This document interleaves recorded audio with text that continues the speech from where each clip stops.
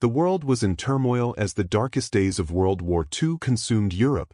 Occupied territories, like the small village in the heart of the continent, had become familiar with fear, scarcity, and endless suffering. The people had endured unthinkable hardships under the iron grip of the German military, and as they tried to piece together some semblance of life amid the chaos, news arrived that the British forces were moving ever closer to their town. A sense of dread swept through the village. They had heard the stories, the rumors, the whispered warnings that the British would bring with them destruction, violence, and a renewed suffering that would eclipse anything they had yet experienced. The civilians, living in a constant state of fear for years, knew all too well how quickly things could turn from bad to worse in the wake of military conquest. After all, the war had shown them that survival was no longer just a matter of making it through the next day. It was about outlasting the whims of those in power, whether they were the Nazis, the Allies, or the rebels who could tear apart the delicate fabric of their lives in an instant. The presence of foreign soldiers in their town meant something ominous. It meant that the atrocities of war would escalate. The brutality of occupation under the Nazis had already made its mark. Deaths, deportations, forced labor, and the relentless dehumanization of the local population had stolen their sense of peace. They had learned to live under the constant shadow of fear, and as terrible as it was, they had also grown accustomed to it. But with the British coming, the villagers feared that their suffering would only grow. Their imaginations were fueled by the propaganda they had heard, the warnings shared between families, the rumors of British retribution for the horrors caused by the Germans. Perhaps the British would be more merciful in some ways, but they were still the enemy, and the enemy, as history had taught them, was always ruthless. After all, this was a world at war. Nothing was as it seemed, and mercy had no place in the equations of power. So, as the days passed and the British forces neared, the whispers among the villagers grew louder. They spoke in hushed voices behind closed doors, fearful of being overheard by German soldiers, but unable to suppress the growing anxiety that gripped their hearts. Some spoke of burning their homes to the ground rather than let them be ransacked by the British.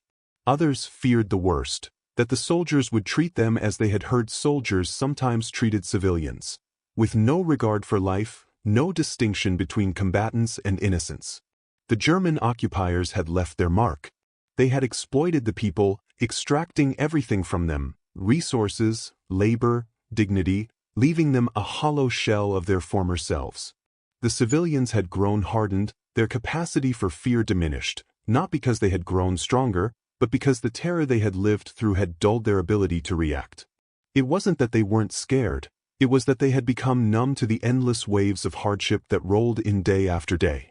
The arrival of the British seemed to promise a new chapter in their suffering, one where their worst fears might come true. They thought that the British would not care for the people. Their humanity would not matter to the soldiers on the other side of the guns. There was no room for mercy when war was the reality. In every corner of the village, people made preparations. Families gathered, hushed and anxious, preparing themselves for what was to come. Many decided to flee, hoping to escape the impending storm, while others stayed, determined to protect what little they had left. They covered their windows, hiding their valuables, trying to shield themselves from the harshness of the world outside.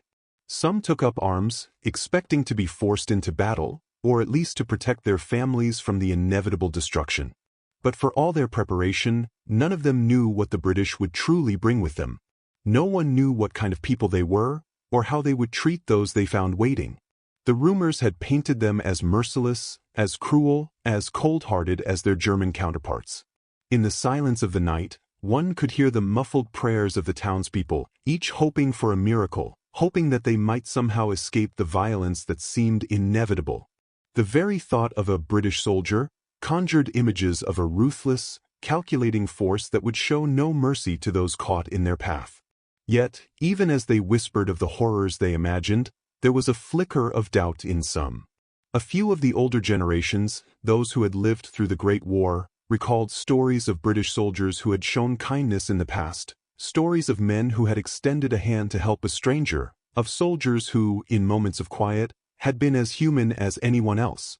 These memories, long buried under the weight of war, surfaced in conversations among the elderly, who reminded the younger generations that not all armies were the same, that not all soldiers were beasts. These were fleeting moments of hope, yet they stood in stark contrast to the prevailing sentiment of fear and suspicion that gripped the rest of the town. The British, to most of them, were strangers, aliens whose reputation had been shaped by war and propaganda, and who had never before set foot in their corner of the world. In their eyes, the unknown was inherently dangerous. The few who dared to voice that maybe, just maybe, there was more to the British than met the eye were silenced by the overwhelming weight of fear that gripped everyone else. And then, one fateful day, the British did arrive. It was not with the deafening roar of battle, but with the quiet hum of vehicles rolling into town. At first, the villagers barely knew what to make of it. There were no immediate signs of violence. No immediate acts of destruction. They waited, the tension thick in the air, expecting the worst but praying for a miracle. The soldiers disembarked, some of them weary from battle, others more composed, their expressions unreadable. They looked like men who had seen too much of the world, too much of death, to let fear or anger dictate their actions. There was no grand entrance, no proud marching bands, no explosions, just the simple, unremarkable arrival of another occupying force. As they surveyed the village, there was no immediate reaction from the civilians. No cheering, no attempts to greet them. Instead, a heavy silence hung in the air as both sides tried to understand what the other would do. What the villagers expected, what they feared, had not yet come to pass, and so they waited, unsure whether to trust what they were seeing, or if this too was another cruel illusion brought on by the war. What happened next would be something they would never forget, but it was not what they had prepared for. Not yet anyway. But the dread had already begun to take root, for in the depth of their hearts, they knew one thing for sure. They were at the mercy of a force they did not understand, and history had taught them that mercy was a rare gift indeed. The air in the village was thick with a heavy, palpable anxiety as the first few days of British occupation began to unfold. The civilians, still reeling from the shock of the initial encounter, found themselves caught in a strange, unnerving limbo. It was a limbo between the cruelty they had come to expect from occupying forces and a quiet, disorienting sense that the British were not following the script they had been told to expect. The British soldiers, though clearly weary from their long journey, showed no signs of the brutality that had been promised. At first, it was subtle. Small acts, seemingly insignificant, that stood in stark contrast to the cold, unyielding behavior they had seen in their German oppressors. It was a piece of bread offered to a hungry child, a reassuring word given to a nervous woman, a soldier standing guard but offering no threat at all. To the civilians, this was nothing short of bewildering. The first few days were marked by an eerie calm, a strange silence hanging in the streets as the villagers tried to come to terms with the presence of the British forces. At first, they stayed within their homes, peeking out through windows, afraid to make the first move. They spoke in hushed tones, questioning each other, wondering aloud if this was some sort of trap. Had the British been sent only to lull them into a false sense of security, only to strike once they were most vulnerable? Or was this the beginning of a new chapter in their suffering, one where they would be exploited in different ways? For those who had witnessed the horrors of occupation before, trusting the unknown was dangerous. And so, the town held its collective breath, waiting for the inevitable cruelty they had convinced themselves would come. But strangely, nothing did. The soldiers didn't raid homes, didn't drag anyone off to prison, didn't demand excessive taxes or resources as the German soldiers had done. Instead, they did the unthinkable, nothing at all. In the early days, the British forces were just there, moving through the village in small groups, setting up camp in the town square and in the nearby fields. There were no loud commands, no rough handling of civilians. Instead, there was a quiet competence to their presence. They seemed determined to make their presence known, but they did so with an air of discipline and order that was unfamiliar to the villagers. They conducted their business efficiently but without aggression. No force, no fury, just the steady, deliberate movements of soldiers who had been through battles but had no intention of starting another one. This left the villagers in a state of confusion, even suspicion. Could this be a strategy? Were the British soldiers trying to lull them into a sense of false peace? After all, the Nazi regime had shown them that sometimes cruelty was disguised as kindness, that promises of protection could quickly turn to betrayal. Perhaps the British were waiting for the right moment, observing the civilians and learning their weaknesses before making their move. The quiet kindness being shown to them seemed almost unnatural, as though they could not trust it, as though they had learned to distrust anything that was too good to be true. They could not simply accept that the British soldiers might not be interested in oppressing them. They had been burned too many times before to believe in such mercy. Their instincts told them to wait, to watch, to remain cautious. But as days turned to weeks, something unexpected began to happen, something that no one could have anticipated. It started with small acts of kindness, simple things that were easily overlooked if one wasn't paying attention. Soldiers would stop by the homes of the elderly, offering food or medical supplies that were desperately needed. These were not grand gestures of charity, but rather quiet acts of human decency.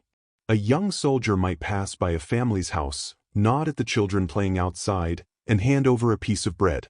Another might stop to help repair a broken fence, no questions asked. To the villagers, it was not the food or the tools they found surprising. It was the manner in which the soldiers acted. There was a softness to their approach, a kind of restraint that went against everything the villagers had come to expect from those who occupied their land. The British soldiers did not demand anything in return. They didn't bark orders or demand respect. They simply gave, quietly and without fanfare. At first, the villagers could not believe it. They thought that perhaps these were isolated incidents, the result of a few well-meaning individuals acting outside the normal expectations of their comrades. But as the days went by, the small gestures multiplied.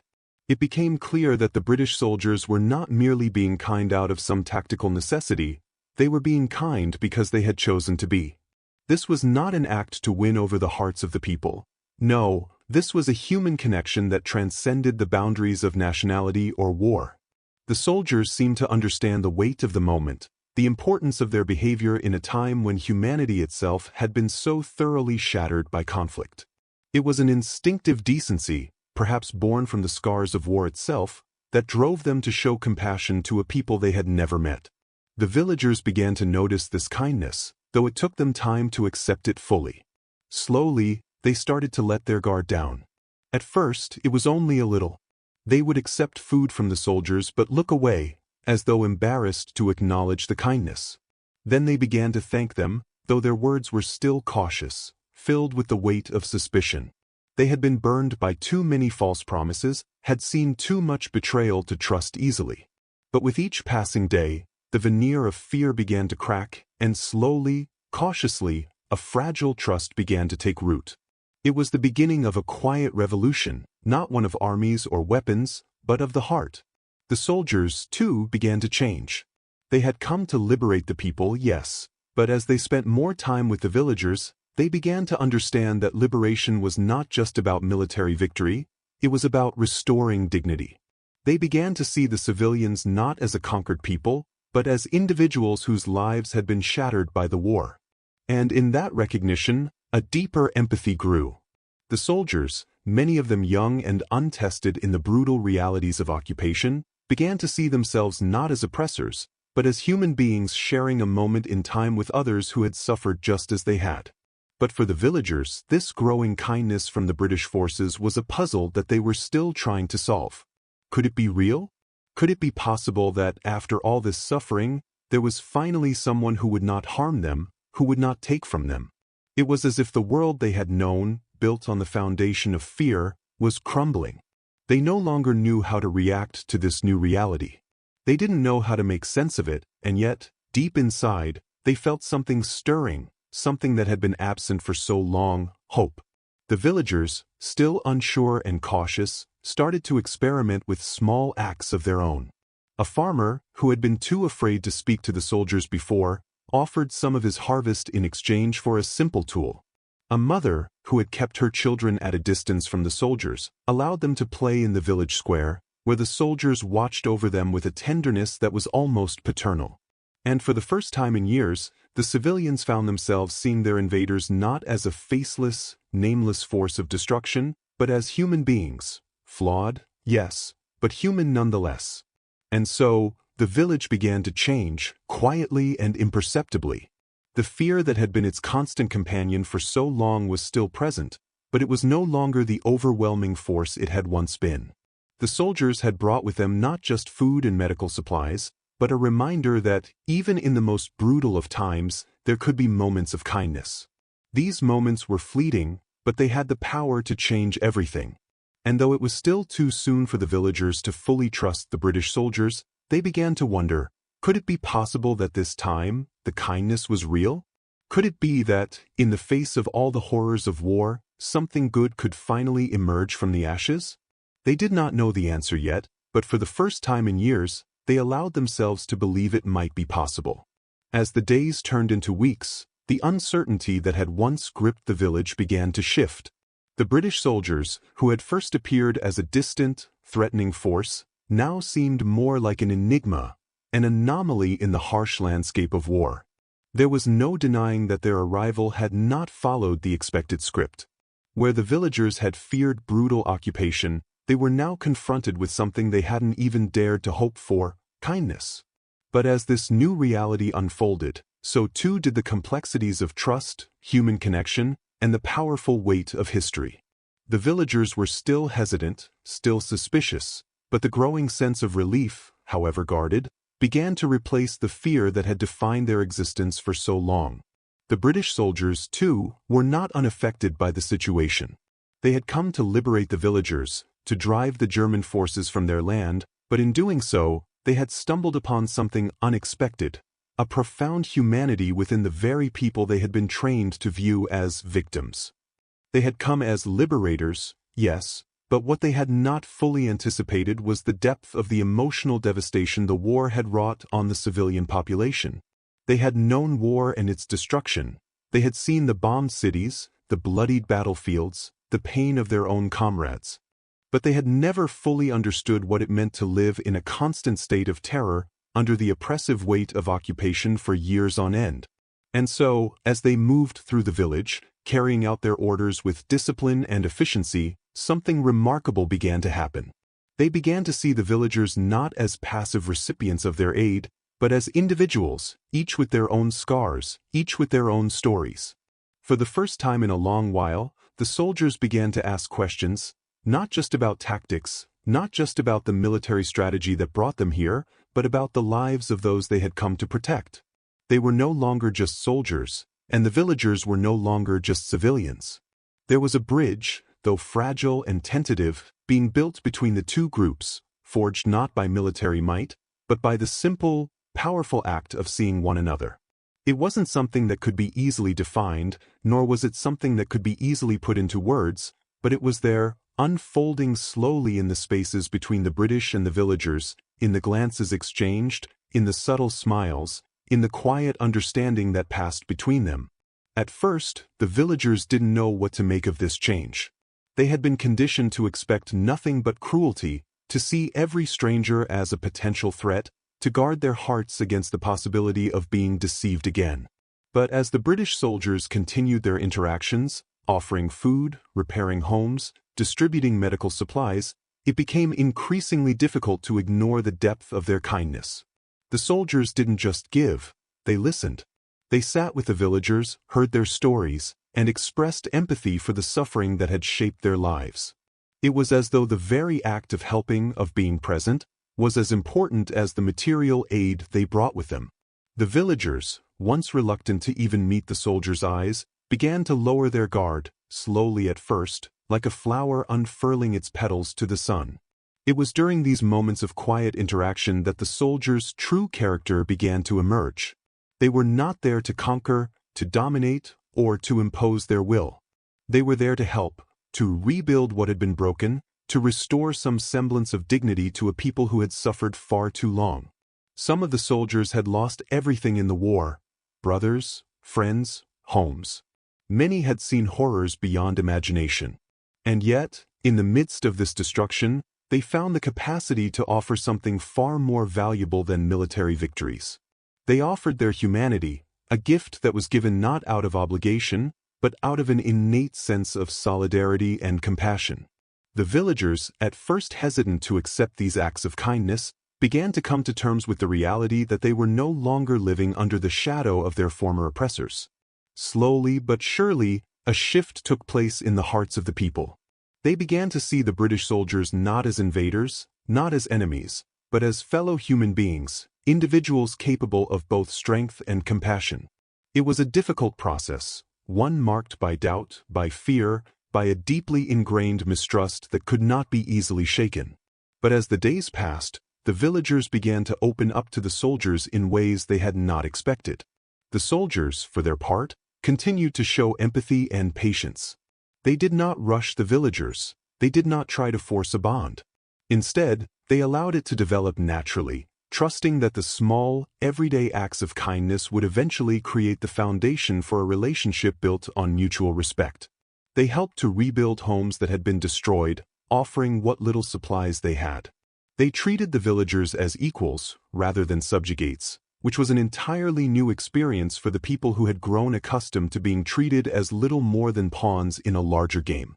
The soldiers even took the time to learn the villagers' names, to hear their stories, to ask about their families, their lives before the war, before the occupation. In doing so, they blurred the line between soldier and civilian, between conqueror and conquered.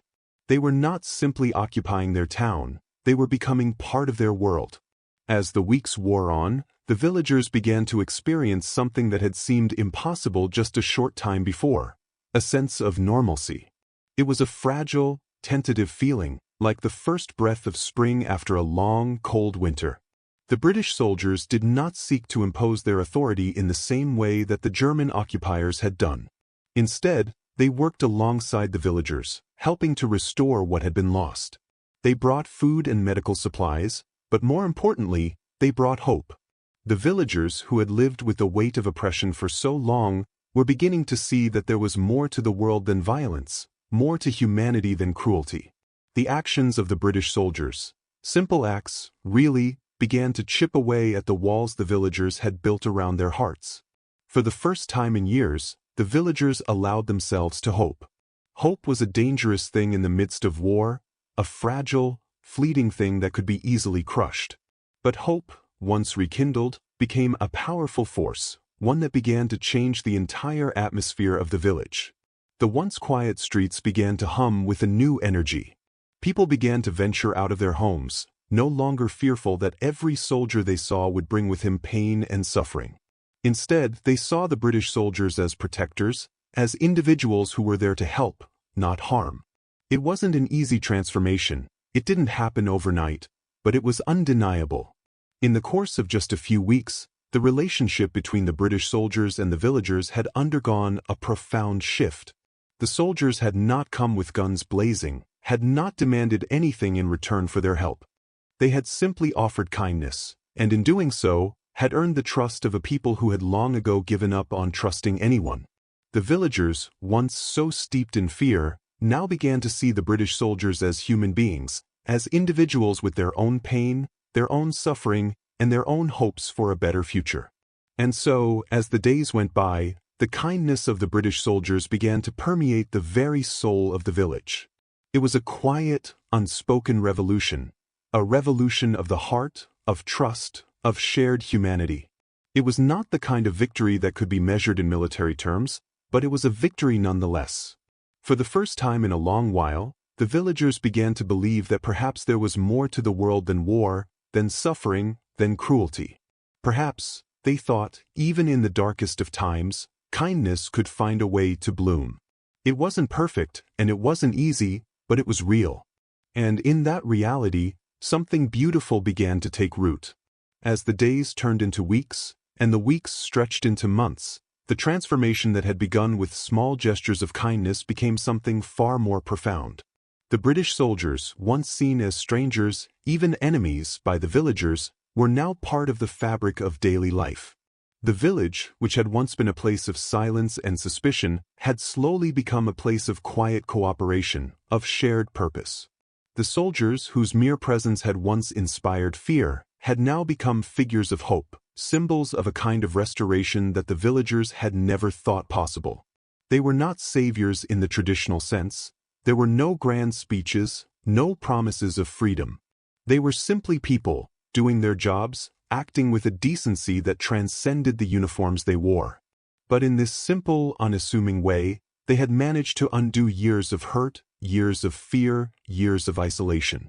The villagers who had once prepared for cruelty began to understand that their suffering was not the inevitable consequence of occupation, but rather a byproduct of the war itself. The German forces had ruled with an iron fist, exacting brutal retribution for even the smallest infractions. The villagers had grown used to the constant threat of violence, the daily tension, the never-ending anxiety. It had become so ingrained in their lives that they no longer even questioned it. The arrival of the British soldiers, at first seen with fear and trepidation, had shattered this pattern, slowly replacing it with something new. The villagers began to notice it in the simplest of ways. The once quiet streets, which had been filled with the murmurs of fear, now echoed with the sounds of normal life. People began to emerge from their homes, children returned to the streets, and families began to gather outside in the evening, sharing stories as they had once done before the war had stolen that sense of peace. It wasn't the grand scale of the changes that struck them. It was the gradual, almost imperceptible way in which their lives had started to shift. They could feel it in the air, a shift from survival to living. The British soldiers, for their part, had not come with any grand expectations or promises. They had not come to change the world, to reshape the village, or to make it their own. They had simply come to end the occupation, to restore some semblance of order in a world torn apart by war. But in doing so, they had become something much more than soldiers. They had become human beings, capable of seeing beyond the uniforms, beyond the weapons, beyond the labels of enemy and ally. They had seen the villagers not as passive recipients of their aid, but as equals, as individuals with their own lives, their own hopes, and their own fears. And in that recognition, a kind of grace had emerged, a grace that had nothing to do with power, with authority, with domination, but everything to do with understanding, with compassion, with shared humanity. The villagers, who had once braced themselves for brutality, began to breathe more easily. It was not that the threat of war had disappeared, but rather that the nature of the threat had shifted. The British soldiers were not the faceless, impersonal force they had once imagined. They were men who had their own stories, their own scars, and their own experiences of war. These soldiers, whose faces had once been the stuff of nightmares, were now seen in a different light. The villagers began to recognize that the soldiers too were victims of the war, that their lives had been torn apart just as much as the villagers had. Some of the soldiers had lost brothers, comrades, friends. Some had watched their homes burn to the ground. They were not so different from the people they had come to help. As the relationship between the British soldiers and the villagers deepened, something remarkable began to happen. The soldiers who had initially come to occupy and liberate began to see the villagers as part of a shared history, a history marked not just by suffering, but by survival. The villagers, for their part, began to see that survival was not just about enduring the worst of circumstances, it was also about recognizing the humanity in those who shared the same struggle. The boundaries between the two groups, once so clearly defined, began to blur. The soldiers were no longer just foreign invaders, they were brothers in arms, allies in a struggle that transcended borders and uniforms. They had been through the same pain, the same loss, and the same heartbreak. And in this shared experience, a kind of trust began to form, a trust that had been unimaginable just months before. This newfound trust did not come without its challenges. The war had left deep scars on both sides. For the villagers, the scars were visible in the empty spaces where loved ones once lived, in the homes that had been destroyed, in the memories of brutality that still haunted their every step. For the soldiers, the scars were etched in their minds, in the faces of comrades lost, in the weight of the decisions they had been forced to make. But even amid this shared pain, there was a recognition that healing could begin. Healing did not come in grand gestures, in speeches, in proclamations. It came in the quiet moments, in the small exchanges that took place every day, when a soldier helped a woman carry water, when a child offered a handmade gift to a soldier, when a farmer shared his harvest with the men who had helped repair his barn. It was in these small acts of kindness, in these quiet moments of shared humanity, that the healing began. In the village, life began to return to something approaching normalcy. The children who had once been confined to their homes, too afraid to play in the streets, now ran freely, their laughter echoing through the village. The farmers who had once feared that the British would take what little they had left, now shared their produce, knowing that they would not be exploited. The village square, once a place of fear and suspicion, now became a place of gathering, a place where people came together to share stories, to celebrate small victories, to connect with one another. The British soldiers who had initially arrived as strangers had now become part of the village's fabric. They were no longer seen as conquerors or invaders, but as people who had helped to restore something that had been lost: the belief in a better future, the belief in the possibility of kindness even in the darkest of times. But the transformation that had taken place in the village was not just a matter of survival. It was something deeper, something more fundamental. It was the recognition that, even in the midst of war, there was a possibility for something better, something more human. The villagers who had once prepared for cruelty and despair now found themselves thinking about the future. They began to wonder, cautiously, about what it might look like to rebuild their lives in a world where kindness was not a rarity, but a possibility. It was a fragile hope, one that could easily be shattered by the return of violence, by the sudden re-emergence of the horrors of war. But it was hope nonetheless. The British soldiers, for their part, began to see that their mission was not simply about defeating the Germans or liberating the town. It was about restoring dignity to those who had lost so much. They began to understand that liberation did not just mean the absence of an occupying force. It meant the restoration of a people's sense of worth, their belief in their own capacity for kindness, for resilience, for hope. In helping the villagers rebuild their homes, their lives, and their sense of security, the soldiers were, in a way, rebuilding themselves as well. They were part of something larger now, a shared human experience that transcended borders, that transcended the divisions of nationality, of enemy and ally. The village, though scarred and worn, began to thrive once again. It was not the same as it had been before the war. Nothing ever could be, but it was a place where life was beginning to return, where laughter and conversation replaced the silence of fear. The British soldiers, once strangers, had become part of the village's story, a story of recovery, of hope, of shared humanity.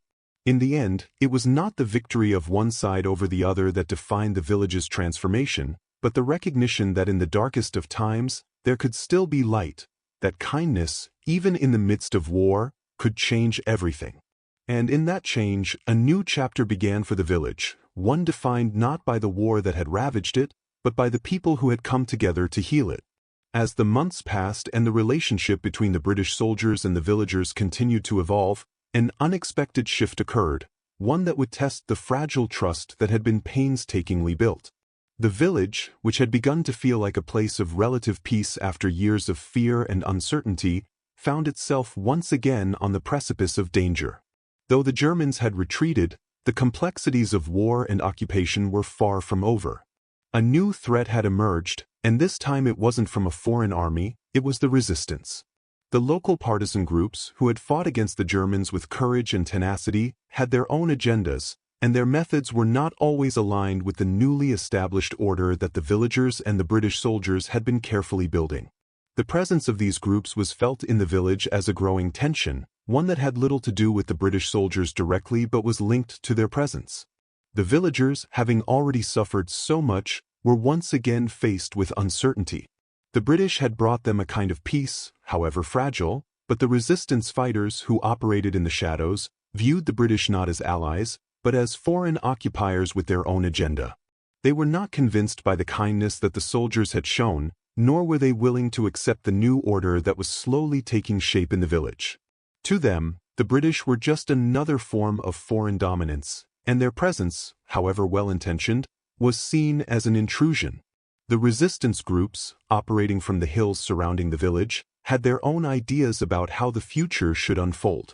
For them, the war was not over, and the fight for independence from foreign influence was just beginning. These groups were willing to use any means necessary to achieve their goal, including sabotage, intimidation, and even violence. They saw the British soldiers as symbols of a different kind of oppression, one that might be just as dangerous as the Germans had been. As the villagers began to understand the nature of this new threat, they found themselves caught in a complex web of loyalties and fears. They had begun to trust the British, to see them as protectors, but now they were faced with the possibility that this trust might be misplaced. The villagers had seen too much violence, too much betrayal, to easily accept the idea that their newfound allies could do no wrong.